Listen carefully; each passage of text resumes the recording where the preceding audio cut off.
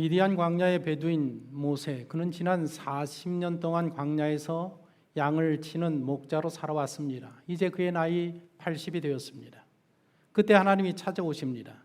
이집트로 가서 내 백성을 인도하여 내라. 내가 반드시 너와 함께 하리라. 40년 전 하나님께서 모세와 함께 계시지 않으셨을 때에 그는 지도자로 인정받지 못했습니다. 하지만 이제는 상황이 달라졌습니다. 하나님이 반드시 함께 하시겠다고 약속하셨습니다. 그렇게 하나님의 부르심을 받은 모세는 수많은 기적들을 일으키며 250만이 넘는 백성을 이끌고 애굽에서 나와 약속의 땅으로 갑니다. 하나님의 나라가 세워질 때가 도래했습니다. 하나님은 이 때를 고대하시고 기다리고 계셨습니다. 한 나라가 세워지려면 세 가지 요건이 충족되어야 합니다. 국민, 헌법, 영토입니다. 하나님은 지난 430년 동안 아브라함의 자손을 70명에서 250만 명이 넘는 국민으로 만드셨습니다. 가나안으로 가는 도중 시내산에 들려 헌법을 마련해 주셨습니다. 이제 남은 한 가지 요건, 영토를 충족시키기 위해 백성들을 가나안으로 인도하고 계신 중입니다. 백성들이 차지할 영토는 믿음의 조상 아브라함, 이삭, 야곱에게 누차 약속했던 땅이고 그 땅은 젖과 꿀이 흐르는 땅으로 세계의 지리적으로 가운데 중심이 되는 가나안이었습니다. 이스라엘 백성들은 출애굽한 지 약 1년 6개월 만에 약속의 땅 가나안 국경 가데스 바네아에 도착합니다. 이 땅을 차지하기 위해 시내산을 출발하기 전 60만 대군을 조직했습니다. 하지만 불행하게도 새로 조직된 60만 대군은 전투 한 번 치르지 못하고 무너지고 맙니다. 전쟁도 치르기 전에 저들은 두려움에 사로잡혀 약속의 땅 점령하기를 포기하고 맙니다. 하나님이 함께 하시는 군대, 60만 대군을 가진 군대, 수많은 기적을 일으킨 최고의 지휘관을 가진 군대, 비겁하고 야박한 아말렉을 단번에 물리친 군대, 당시 최고의 군사 강대국이었던 이집트를 전투 한 번 하지 않고 묵찌른 그런 군대 이스라엘이었었습니다. 이런 군대가 가나안 땅 목전에서 전투 한 번 해보지 않고 두 손 들고 항복합니다. 두려움 때문이었습니다. 정탐꾼 말을 듣고 지레 겁을 먹고 항복을 하고 말았던 것입니다. 출애굽하여 가나안 국경까지 오는 지난 1년 6개월 동안 그들은 하나님이 일으킨 수많은 기적들을 경험했습니다. 10가지 재앙 앞에 바로가 손을 드는 것을 보았습니다. 구름 기둥과 불 기둥이 앞서가는 것을 늘 목도했습니다. 바다가 갈라지는 기적도 보았고 추격이었던 바로의 군대가 그 바다에 수장되는 것을 두 눈으로 똑똑히 보았습니다. 광야에서 필요한 모든 물건들을 그때그때마다 하나님이 공급하시는 것도 경험했습니다. 시내산 정상에서는 불로 임하신 하나님, 직접 말씀하시는 하나님의 음성도 들었습니다. 그곳에서 하나님이 직접 써주신 두 돌판 10계명도 받았습니다. 하나님이 늘 함께 하신다라는 징표로 성막이 함께함을 그들이 보고 있습니다. 그들은 하나님을 믿지 않을래야 믿지 않을 수 없었습니다. 그래서 그들이 시내산에서의 1년 3개월의 일정을 마치고 가나안으로 출발할 때의 분위기는 실로 잔치 분위기였었습니다. 기쁨과 즐거움과 설레임과 희망에 부푼 마음으로 출발했습니다. 이제 곧 약속의 땅 가나안 영토를 차지하게 된다는 들뜬 분위기에서 이곳까지 왔습니다. 하지만 가나안 국경에 도착한 후에 분위기는 초상집으로 변하고 맙니다. 가나안 국경 가데스 바네아에 도착하여서 모세가 60만 대군 병사들에게 명령합니다. 하나님께서 약속하신 땅이 너희 앞에 있다. 하나님께서 이르신 대로 올라가서 그것을 차지하라. 두려워하지 말고 주저하지 말라. 하지만 이때 먼저 정탐꾼을 파송하는 것이 좋지 않겠냐는 제안을 하게 됩니다. 선발대를 먼저 보내서 어느 길로 올라가야 될지, 어느 성읍으로부터 진격에 들어가야 될지를 먼저 알아보는 게 좋지 않겠습니까? 라는 제안이 들어왔고 그 제안이 받아들여져서 12명의 정탐꾼이 선발되고 그들에게 임무가 주어집니다. 가서 그 땅의 거민들을 살펴보아라. 그들이 강한지 약한지, 인원이 많은지 적은지를 알아보라. 땅을 살펴보아라. 좋은 땅인지 나쁜 땅인지를 살펴보아라. 성읍을 둘러보아라. 진영 형태인지 산성 형태인지를 돌아보라. 토지들을 조사하라. 비옥한지 메마른지 나무들을 살펴보아라. 나무가 많은지 적은지 있는지 없는지, 그리고 돌아올 때 그 땅의 실과를 반드시 가져오라. 12명의 정탐꾼들이 가데스바네아에서 출발해서 가나안의 북쪽 맨 끝인 하맛 어기까지 정탐을 합니다. 그리고 돌아오는 길에 헤브론과 에스록을 골짜기를 들러 그곳 과일을 구해옵니다. 이스라엘이 가나안 진격을 두려워하게 된 것은 헤브론 성읍을 목도하면서부터입니다. 헤브론은 팔레스타인 가나안에서 가장 높은 지역입니다. 그곳에 올라가면 가나안 모든 곳이 동서남북으로 다 한눈에 보이는 곳이 그곳입니다. 갈대아 우르를 떠나서 가나안으로 이주한 아브라함이 거주하던 곳이 바로 저곳 헤브론입니다. 아브라함을 비롯한 선조들의 묘가 그 헤브론 막벨라 굴에 있습니다. 현재는 그 무덤 위에 모슬레미 회당을 세워놓고 있습니다. 헤브론은 이집트 소환보다 7년이나 먼저 세워진 정말 역사적으로 깊은 역사를 가지고 있는 그런 도시입니다. 가나안에서 가장 좋은 뷰를 가지고 있는 곳입니다. 그렇게 좋은 곳이었기 때문에 아낙 자손 중에서 가장 큰 사람 아르바가 차지하고 있었고, 그가 죽은 후에 그의 아들 세세와 아히만과 달메가 그곳을 차지하고 있었습니다. 그들의 평균 신장은 2m가 넘었던 것 같습니다. 정탐꾼들이 헤브론을 정탐하면서 아낙 자손에 대한 두려움을 갖게 됩니다. 그리고 아낙 자손들이 두루 퍼져 살고 있던 인근 에스골 골짜기에서 포도 열매를 구해오는데, 그 포도 한 송이가 얼마나 큰지 큰 채에 깨어서 두 사람이 들을 정도로 포도 한 송이가 굉장히 컸습니다. 아마도 거인들이 사는 그런 곳이었었기 때문에 과일들도 크지 않았는가 생각이 듭니다. 그렇게 40일 만에 가나안에 대한 모든 정탐을 끝내고 가데스 바네아 베이스 캠프로 돌아옵니다. 그들이 돌아오기를 기다리던 백성들이 한자리에 모여서 결과 보고를 듣습니다. 가나안은 우리가 들은 대로 젖과 꿀이 흐르는 땅입니다. 이 과일들을 보십시오 하면서 포도와 석류와 무화과 그곳에서 수집한 모든 과일들을 내보입니다. 그러나 그곳 주민들은 강하고 너무나도 많습니다. 그곳 서금들은 심이 크고 견고한 성읍들입니다. 평지에는 아말렉 사람들이, 산지에는 헷 여부스 아모리 사람들이, 해변과 요단가에는 가나안 사람들이 진을 치고 있습니다. 그들 모두는 신장이 장대하고 거인들도 있습니다. 우리가 40일 동안 정탐한 결과 우리가 그것을 점령하는 일은 불가능한 일입니다. 함께 정탐에 나섰던 갈렙이 나서서 반론을 제기하지만은 다수의 주장에 묻히고 맙니다. 12명의 정탐꾼들 중에서 10명이 하는 부정적인 보고를 들은 이 백성들은 좌절하고 맙니다. 후회하고 분노하고 그날 하나님 앞에서 밤새도록 통곡을 합니다. 바로 이 분위기가 430년 만에 출애굽하고 1년 6개월 만에 약속의 땅 가나안 국경에 도착했던 그때의 분위기입니다. 온 회중 가운데에 두려움의 영이 압도합니다. 원망의 소리, 비난의 소리, 멸시의 소리로 가득합니다. 우리가 애굽 땅에서 죽었으면 좋았겠다. 우리가 이 광야에서 죽었으면 좋았을 뻔했다. 하나님이 우리를 미워하셔서 우리를 가나안 이곳으로 인도하여 드리고 그곳에서 저들의 칼에 죽이려고 하시는 것이 아니냐. 우리의 아내와 우리의 자녀들은 저들에게 사로잡혀서 저들의 노예가 되고 말 것이다. 지금이라도 애굽으로 돌아가는 것이 좋겠다. 우리가 한 지휘관을 세우고 애굽으로 돌아가자. 그들에게 임한 이 두려움은 원망의 영으로, 분노의 영으로, 후회의 영으로, 대적의 영으로 바뀌고 말았습니다. 그들은 그곳에서 믿음을 완전히 상실하고 말았습니다. 영혼이 피폐해졌고 영혼이 병들고 말았습니다.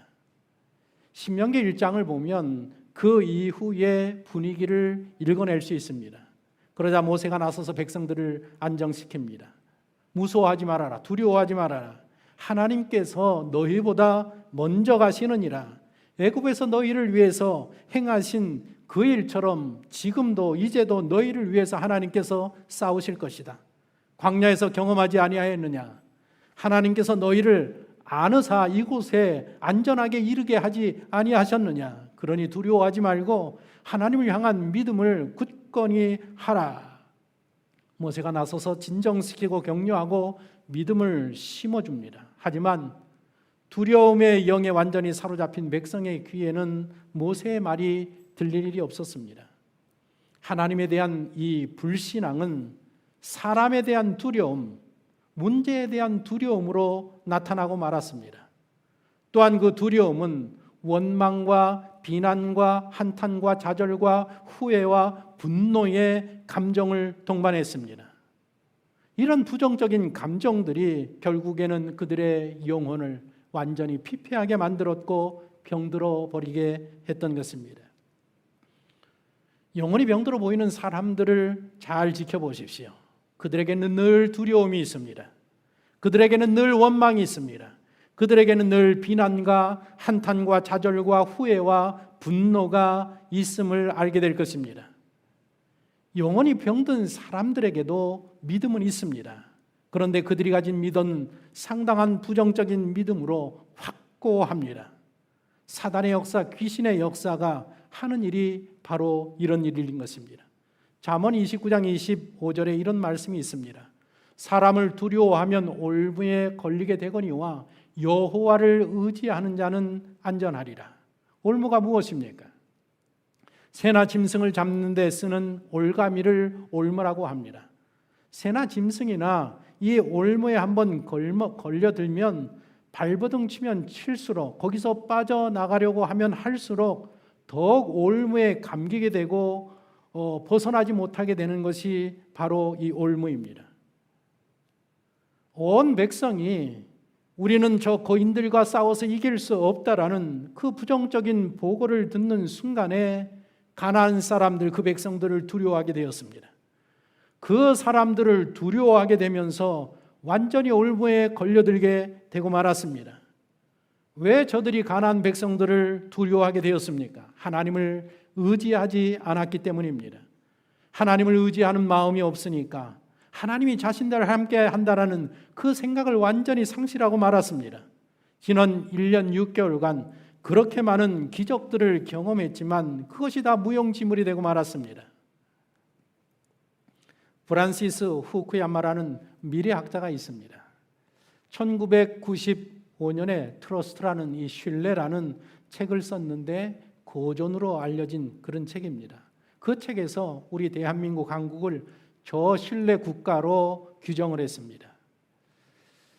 후쿠야마 이 교수가 한국을 저신뢰 국가로 규정한 이유는 한국 사회는 여전히 눈에 보이는 또 보이지 않는 불필요한 사회적 비용이 여전히 많다라는 그 점을 지적을 했습니다.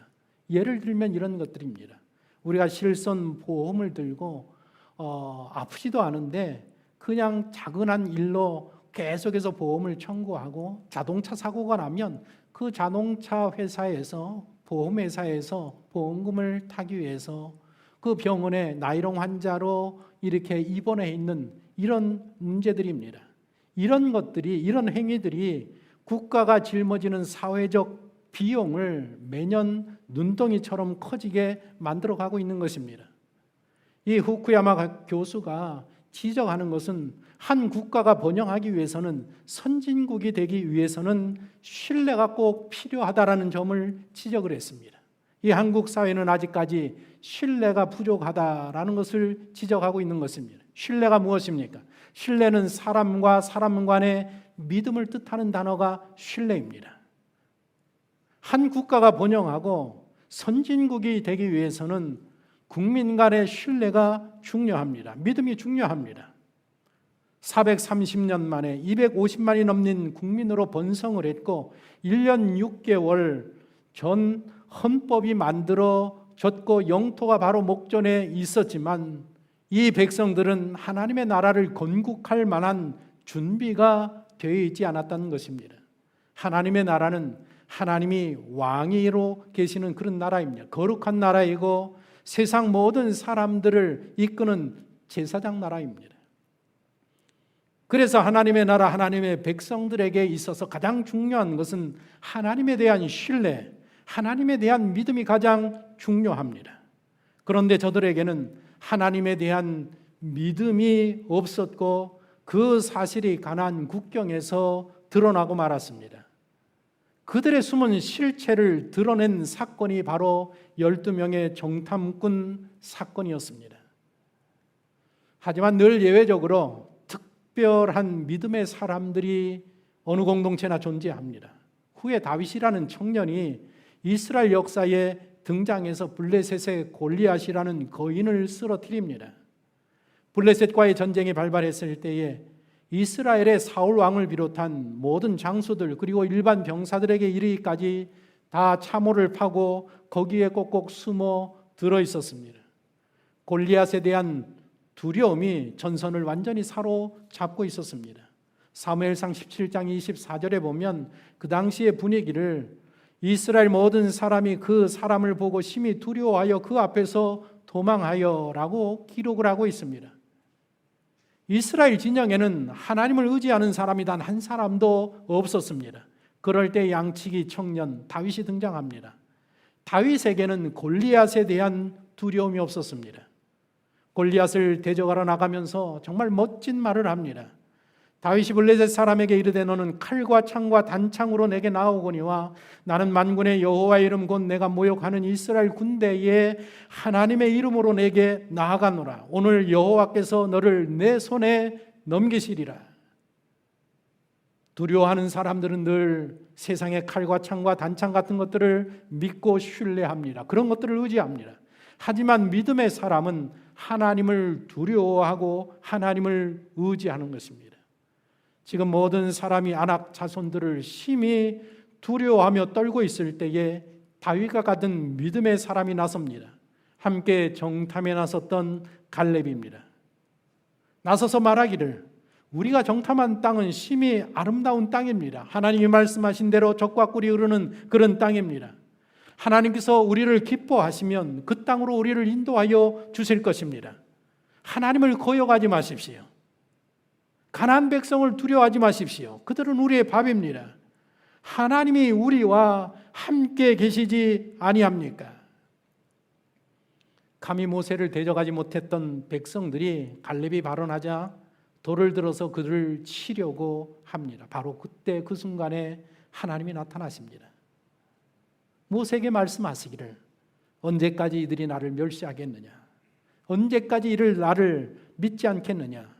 내가 전염병으로 저들을 쳐서 멸하고 모세 너로 크고 강한 민족을 이루도록 하겠다. 하나님의 진노는 이처럼 때로 전염병으로 나타나는 것을 우리는 성경을 통해서 알 수 있습니다.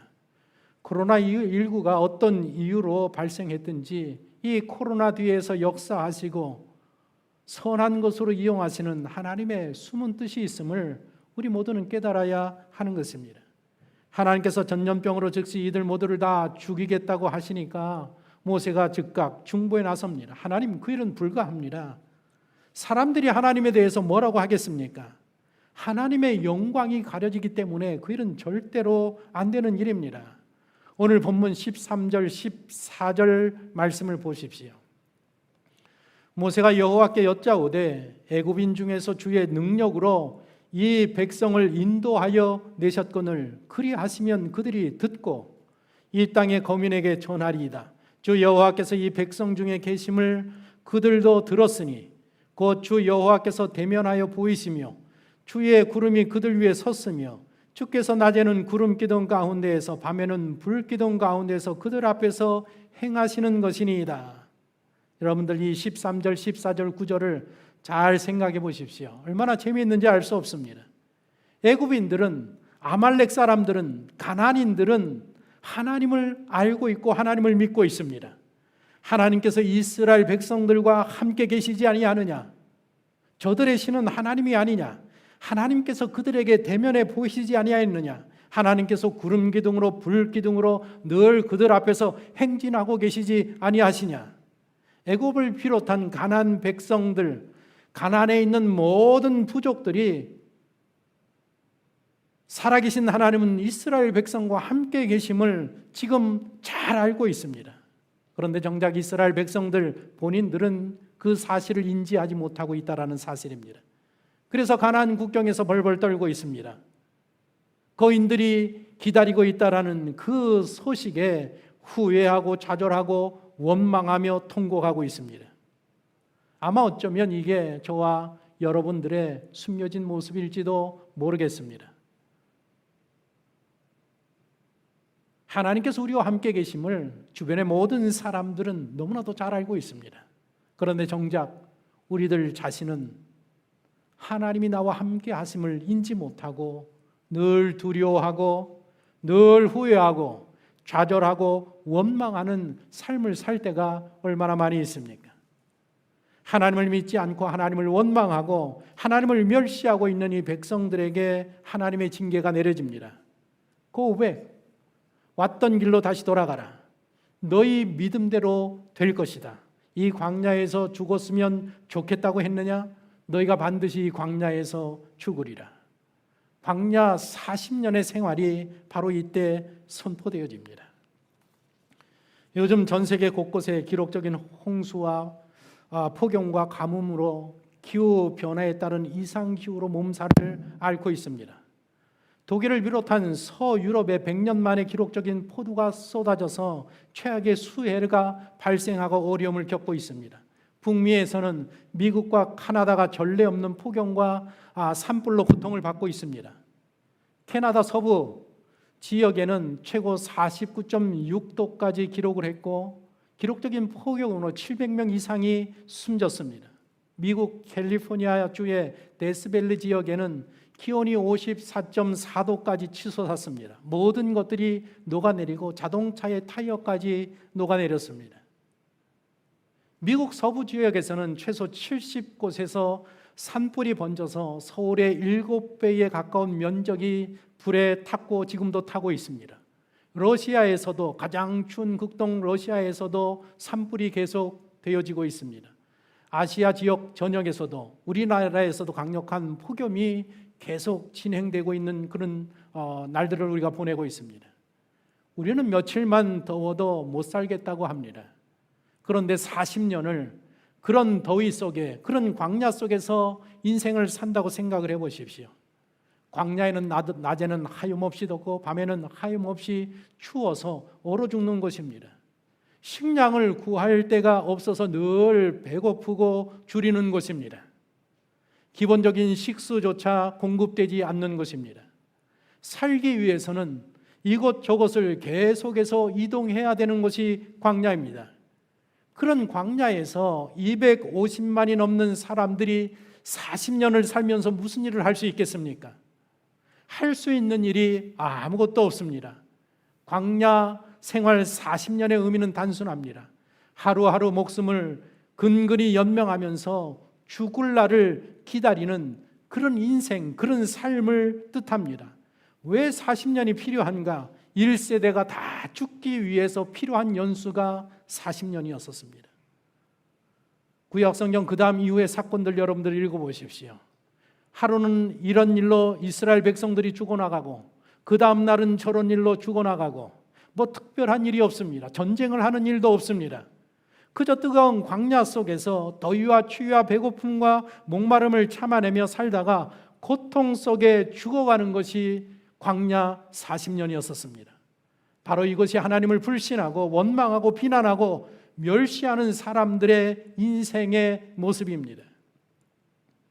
1세대들은 자기의 죄로 그렇다고 할지라도 아무것도 모르는 이 철없는 그들의 자녀들은 무슨 죄입니까? 본문 33절에 보면 자녀들이 지를 대가를 하나님께서 이렇게 말씀하십니다. 너희의 자녀들은 너희의 반역한 죄를 지고 너희의 시체가 광야에서 소멸되기까지 40년을 광야에서 방황하는 자가 되리라. 부모들의 불신앙의 그 죄 때문에, 부모들의 원망하는 죄 때문에, 하나님을 멸시하는 죄 때문에 자녀들의 인생의 절반이 넘는 40년을 광야에서 방황하는 인생을 살게 됩니다. 너희들이 광야 40년을 살면서 비로소 깨닫게 될 것이다. 내가 너희를 미워하고 내가 너희를 싫어하면 어떤 인생을 살게 되는지 너희들이 겪게 될 것이다. 하나님이 싫어하시고 하나님이 미워하시면 우리의 인생은 광야 40년이 됩니다. 매일매일 추위와 더위와 목마름과 배고픔과 헐벗음의 인생으로 고생하다가 약속된 가나안 땅도 보지 못하고 광야에서 쓰러져 죽게 되는 것입니다. 가나안 국경 가데스 바네아에서 있었던 이 12명의 정탐꾼 사건은 이스라엘 역사의 가장 비극적인 사건입니다. 1세대 모두가 광야에서 죽고 맙니다. 모세는 가나안 땅을 보기는 하지만 들어가지 못하고 그 위대한 지도자도 광야에서 죽고 맙니다.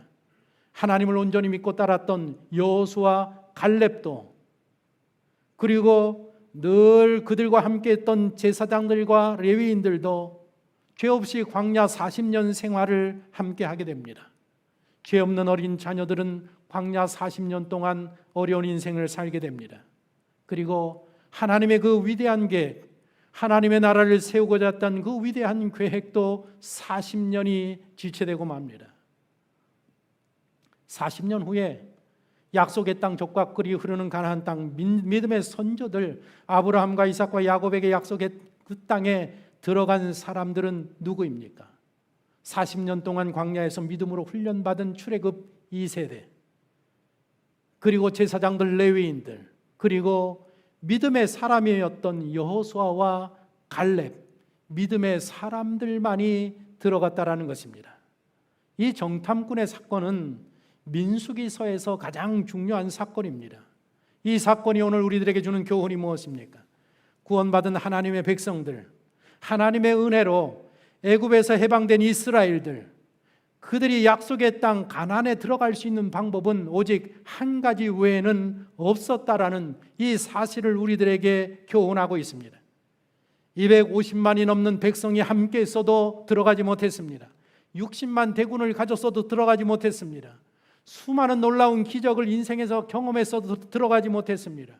불로 임하신 하나님을 대면하고 하나님의 음성을 직접 들었어도 가나안에 들어가지 못했습니다. 늘 하나님의 불기둥과 구름기둥이 그들의 인생을 인도했어도 출애굽한 대다수가 가나안에 들어가지 못하고 말았습니다. 그 땅에 들어가는 유일한 방법은 믿음 외에는 없었다라는 것입니다.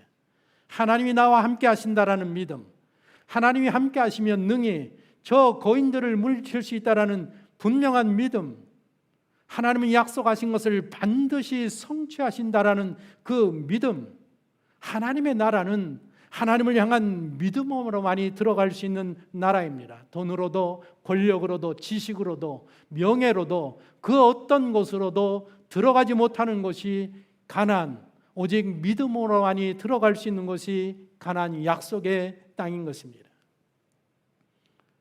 코로나19 거리 두기가 4단계로 격상이 되었고 8월 8일까지 또다시 2주가 연장이 되었습니다. 2021년 우리 앞에 서 있는 안악자손, 거인, 우리를 두렵게 하는 것이 무엇입니까?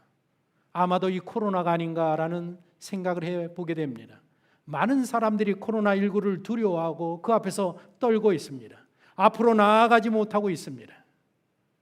코로나19가 우리의 생명과 우리의 경제와 우리의 사업과 우리의 생계와 우리의 미래까지도 위협하고 있고 그 앞에서 많은 사람들이 두려워하고 떨고 있습니다. 어쩌면 이런 우리의 모습이 가나안 국경 앞에서 떨고 있는 이스라엘 백성들의 모습과 비슷한지 유사한지 모르겠습니다.